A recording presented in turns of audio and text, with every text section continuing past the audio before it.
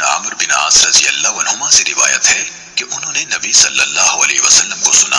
آپ فرما رہے تھے جب تم مؤذن کو سنو تو اسی طرح کہو جیسے وہ کہتا ہے، پھر مجھ پر درود بھیجو، کیونکہ جو مجھ پر ایک دفعہ درود بھیجتا ہے اللہ تعالیٰ اس کے بدلے میں اس پر 10 رحمتیں نازل فرماتا ہے۔ پھر اللہ تعالیٰ سے میرے لیے وسیلہ مانگو، کیونکہ وہ جنت میں ایک مقام ہے جو اللہ کے بندوں میں سے صرف ایک بندے کو ملے گا، اور مجھے امید ہے وہ میں ہوں گا۔ چنانچہ جس نے میرے لیے وسیلہ طلب کیا اس کے لیے میری شفاعت واجب ہو گئی۔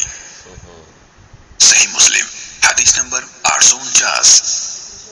حضرت عمر بن خطاب رضی اللہ عنہ سے روایت ہے، کہا رسول اللہ صلی اللہ علیہ وسلم نے فرمایا، جب مؤذن اللہ اکبر کہے تو تم میں سے ہر ایک اللہ اکبر کہے، پھر وہ مؤذن کہے اشہد ان لا الہ الا اللہ تو وہ بھی کہے اشہد ان لا الہ الا اللہ،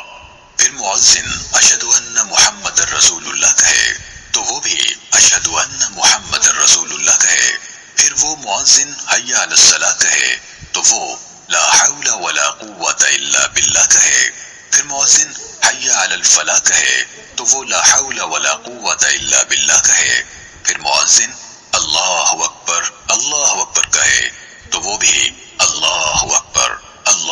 کہے، پھر مؤذن لا الہ الا اللہ کہے تو وہ بھی اپنے دل سے لا الہ الا اللہ کہے تو وہ جنت میں داخل ہوگا۔